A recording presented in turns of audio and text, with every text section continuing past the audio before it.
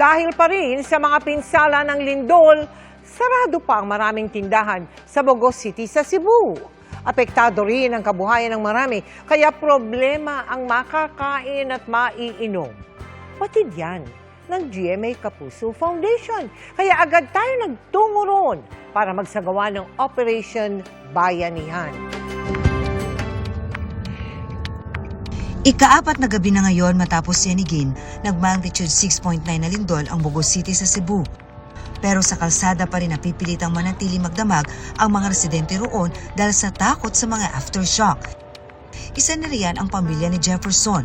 Dahil wala pa rin kuryente sa kanilang lugar, sa liwanag lang ng maliit na gasera sila umaasa. Takot. Katruma hanggang ngayon. Sobrang hirap. Lamig. Tapos yung init. Tapos may mga daga pa dito kasi imbornal to. Problema rin niya kung saan kukuha ng panggastos dahil natigil siya sa trabaho. Nagsarado raw kasi ang tindahang pinapasukan niya nang magkaroon ito ng mga sira at bitak dahil sa lindol. Sana po matulungan niyo pa po kami dito sa Bogos City kasi sobrang hirap.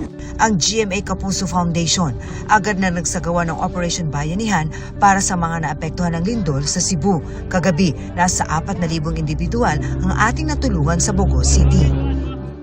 Maraming salamat po sa GMA kasi kayo sa sobrang layo, dumating kayo dito sa amin para tumulong.